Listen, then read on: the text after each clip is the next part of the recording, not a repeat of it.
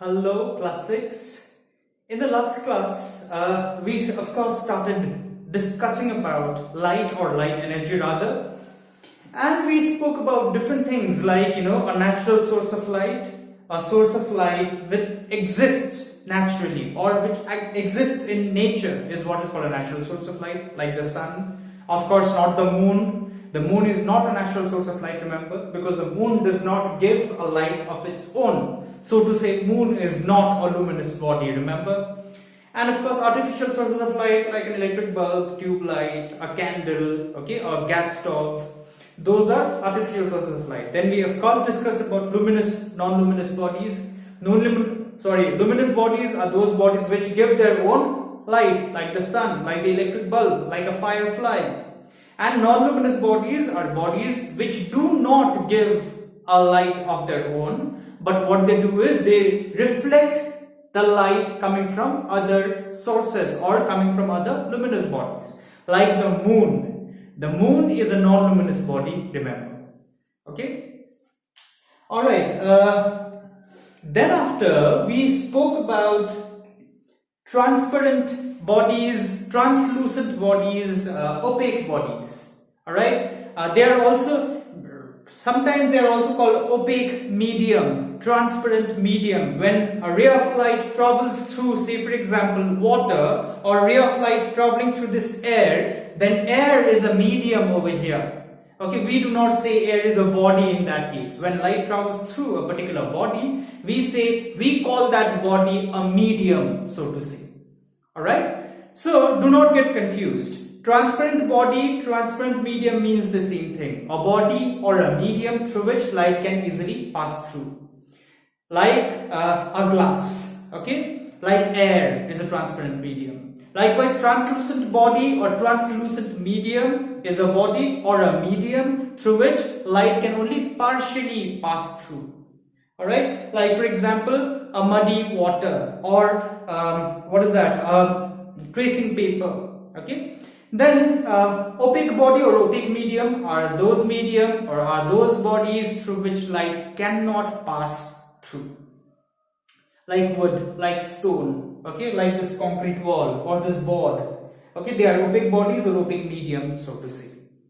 Now today let us talk about some other things related to light, like for example an extended source of light. As the word itself suggests over here, extended means a big source of light, so to say. So a big source of light is what is called an extended source of light, like a tube light, a bulb, a candle, a torchlight, anything that we see. If I place an electric bulb of whatever size in this room, okay, of this bigger size electric bulb, okay, that will be an extended source of light, remember. Now the opposite of extended source of light will be a point source of light. So to say, a very small or a tiny source of light is what is called a point source of light, like the stars that we see in the night sky. If I'm looking at a star, one particular star in the night sky, okay, it is a very small star. From the earth, when I look at the star, it is very small. So I can consider the star that is seen, in the night sky to be a point source of light. Whereas if I go close to that star, of course, it is a huge thing. Only thing is, it seems tiny to us from the earth because the star is very, very, very, very far away from us. That is why it appears tiny to us, remember. But of course, when we look at the star in the night sky, of course from the earth, from the ground, okay, we can consider the star to be a point source of light. What you can also do is, we take a box, alright, which is closed from every end. This box is closed from every end. So this is the box. And in this box, what we do is, we place an electric bulb. Say this is our electric bulb, which is giving light in all directions. This is our electric bulb. Now, this box is closed from every end, and what we do is we make a small tiny hole over here, and we are looking from this side, of course.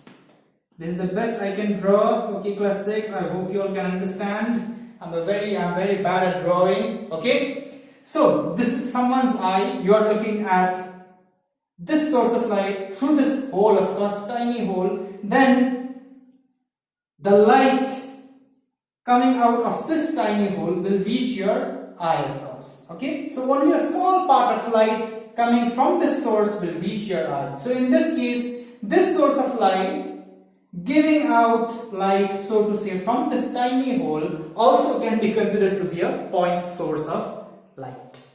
Okay, but you can very well write this. The star that we see in the night sky is a point source of light.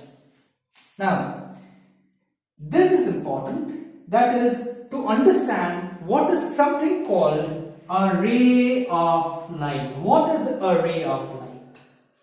To make you or to help you understand what a ray of light is, let me erase the things written up here. So you can pause the video and copy this. Okay.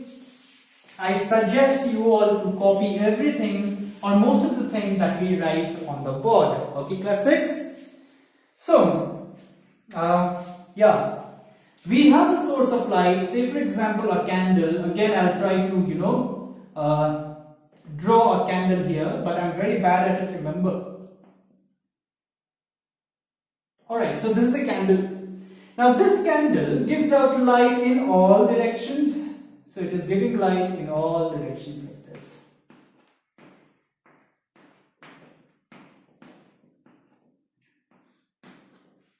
Alright, so what is a ray of light therefore? These different arrows that we have drawn, okay, it depicts or it tells us that the light is going in all directions. This light is going in this direction, this light is going in this direction, this light going in this direction. Likewise, this light going in this direction, this light going in this direction. Okay, so the light traveling in a certain direction, the light traveling in one particular direction is what is called a ray of light. So to say, these arrows are telling us in which direction the light is moving. The light coming from a source of light is moving. Okay, remember, source of light gives out light in all possible directions. So the light moving in one particular direction is what is called a ray of light. So this is one ray of light. This is another ray of light. This is another ray of light. Okay, so to say we have many rays of light over here. I have drawn many rays of light over here. So remember, the light, I threw my piece of chalk also. Okay, let me pick it up. So the light moving in one particular direction is what is called a ray of light. Remember that. Is that okay? Then there are other terms also that we need to understand. That is a beam of light. Fourth one will be a beam. You need to understand this also clearly. Alright, class 6. A beam of light. B-E-A-M, beam. Okay. So a beam of light. What is a beam of light? A combination of rays of light is what is called a beam of light. So to say, any source of light gives out a beam of light.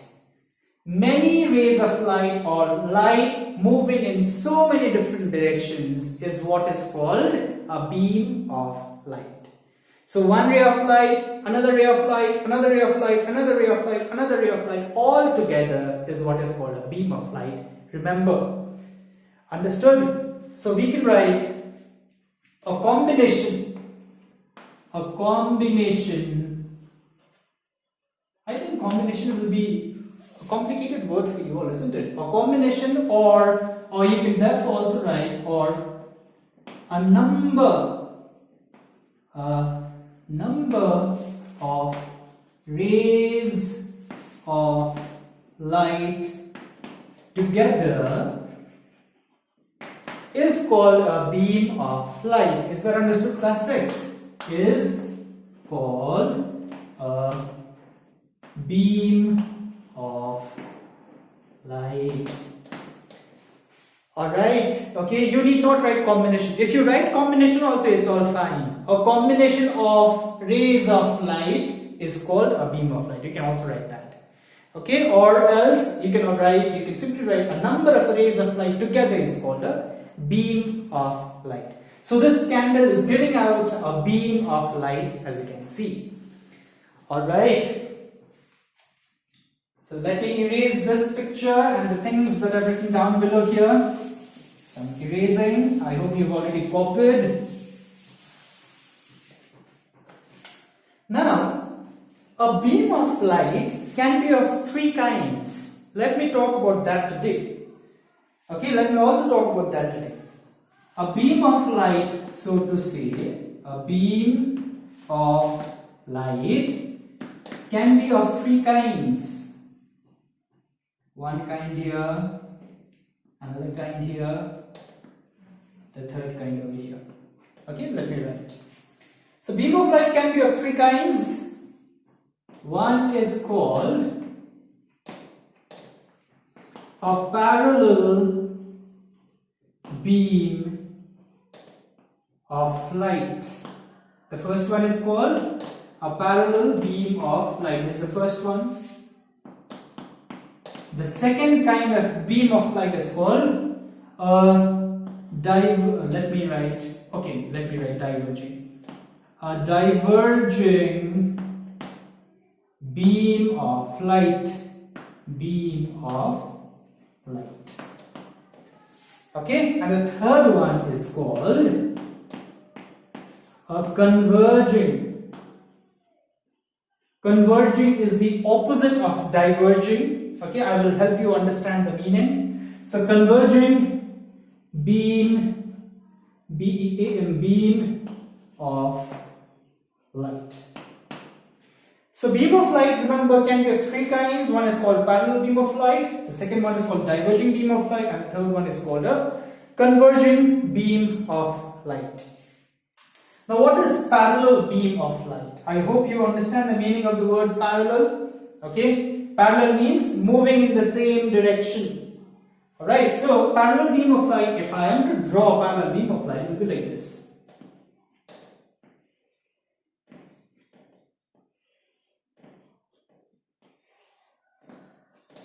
Okay, so this is an example of a parallel beam of light.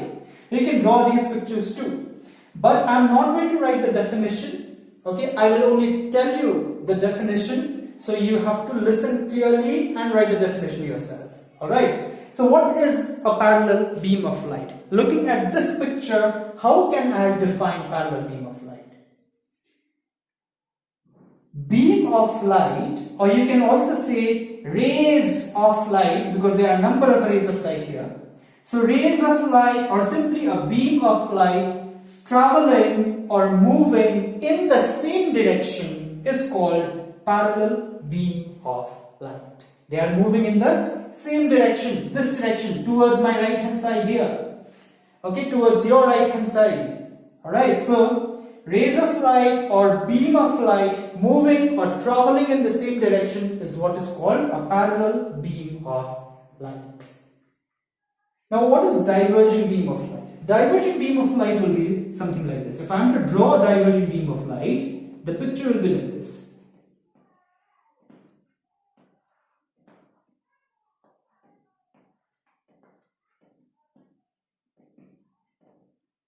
Okay, the space is not enough for me here to draw. So you can see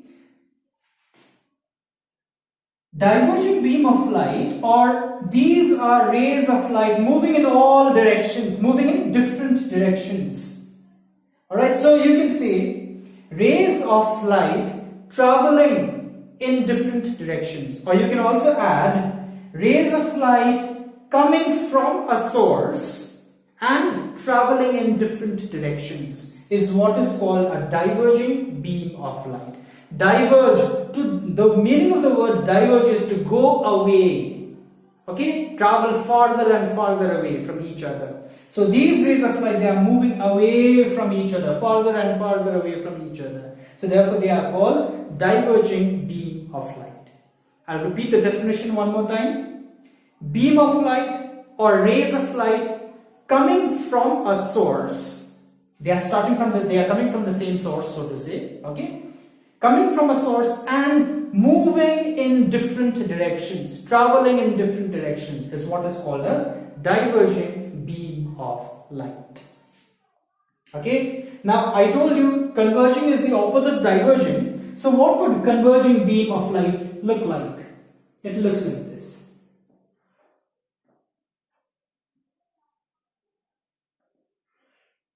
Just a sec. Okay, wait for me.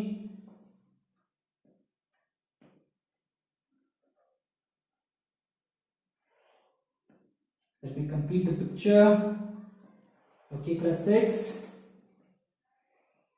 So this would be a converging beam of light.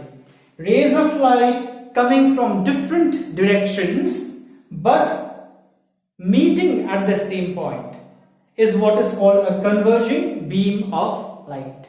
So this is how you will define converging beam of light.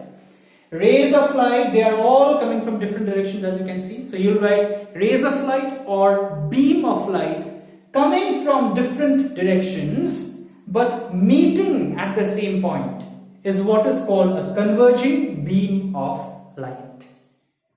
Okay, so this would be the definition for parallel beam of light, diverging beam of light, converging beam of light. Like I told you, I would like you to listen to my words carefully and then write the definitions. Okay, class 6. Now one last thing I want to talk about in this video itself today. Let me erase this. Now let me erase the picture of the wonderful candle that I have drawn over here. Okay. So let me erase this also. So the candle is gone. What I want to talk about is something called rectilinear propagation of light. Let me today help you understand the meaning of rectilinear propagation of light. The word propagation comes from the word propagate. P-R-O-P-O-G-A-T-E, propagate. To propagate means to travel. That is another word for travel, okay, or movement. So propagation means movement. Alright, so, and the word rectilinear means in a straight line. Wherever you hear the word rectilinear, you have to understand it means in a straight line. Okay, so rectilinear means in a straight line. Propagation means movement or to travel of light is very clear. So this combination of words, it's telling us that light moves in a straight line. Rectilinear propagation of light is simply telling us that light moves or propagates or travels in a straight line. Remember that. So that is exactly what we are going to talk about in our next video. Because there are consequences of light traveling in a straight line. When light travels in a straight line, many things happen. We are going to talk about that in the next video. Just to give you an example, like the formation of shadows. When we stand in front of a source of light or during daytime, okay, what we have is we have a shadow of our own. I don't know whether my shadow can be seen properly on the board here. Okay, hi my shadow. Alright, so the formation of shadow is simply because of the fact that light travels in a straight line. Okay, so we are going to talk about these things in the next video, but do not forget, wherever you hear the word or see the word rectilinear, you have to understand a straight line. Okay, so this is light travels in a straight line. Thank you, class 6.